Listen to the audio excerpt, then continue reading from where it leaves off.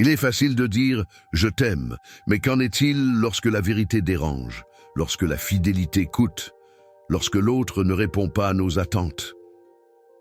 Dans ces moments-là, beaucoup reculent, mais Saint Joseph, lui, a avancé. Face au doute, il n'a pas trahi. Face à l'incompréhensible, il est resté fidèle. Son amour n'était pas un feu de paille, mais un foyer solide, silencieux et durable.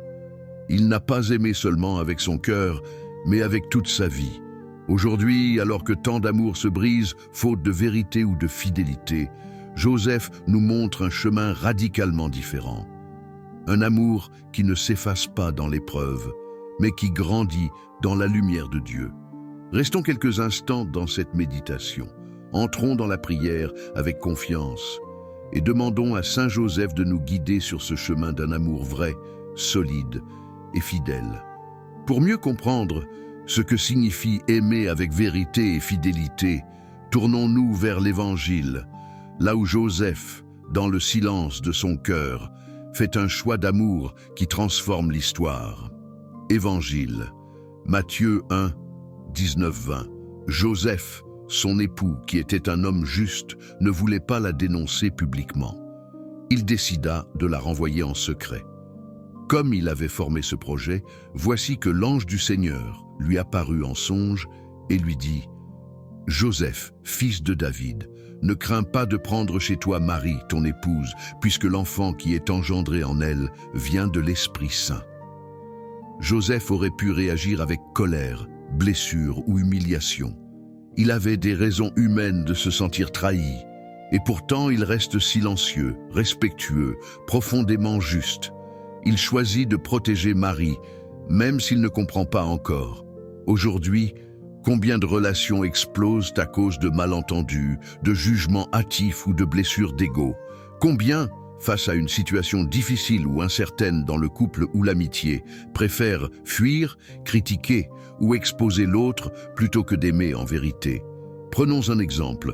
Une personne découvre que son conjoint traverse un moment de doute, de faiblesse, ou garde un secret par peur.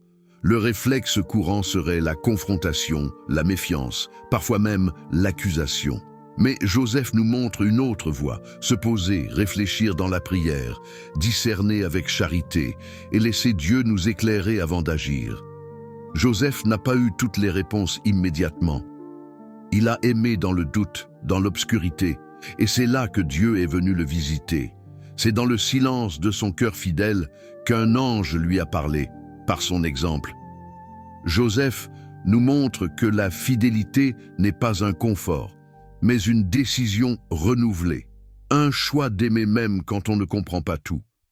Et toi, si tu choisis d'aimer dans le silence, de rester fidèle sans comprendre, Dieu viendra te parler aussi, comme il l'a fait pour Joseph. Il éclaire toujours ceux qui aiment dans la vérité. Portés par l'exemple de Joseph, tournons maintenant notre cœur vers Dieu. Demandons-lui la grâce d'aimer sans tricher, sans fuir, sans condition. Prions Saint Joseph. Saint Joseph, homme juste et fidèle, toi qui as aimé sans faire de bruit, sans attendre quelque chose en retour, aide-nous à aimer comme toi, avec patience et courage. Quand notre cœur doute, se sent blessé ou perdu, rappelle-nous que l'amour, c'est rester présent même quand c'est difficile, quand on a envie de juger, de s'éloigner ou de partir. Aide-nous à garder la fidélité, même si ce n'est pas facile. Toi qui as cru sans tout comprendre, toi qui as protégé Marie dans les moments difficiles, apprends-nous à être doux et forts en même temps, à aimer avec un cœur ouvert, même dans l'incertitude. Saint Joseph, modèle de tendresse et de courage, intercède pour nous auprès de Dieu, pour que nos relations soient des lieux de paix, de confiance et de respect, pour que nous sachions pardonner, soutenir et rester fidèles. Même quand le chemin est compliqué, donne-nous la force d'aimer avec un cœur sincère, un cœur qui ne trahit pas, un cœur qui reste fidèle jusqu'au bout.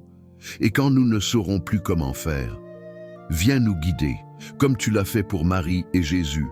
Je vous salue, Joseph, vous que la grâce divine a comblé. Le Sauveur a reposé dans vos bras et grandi sous vos yeux.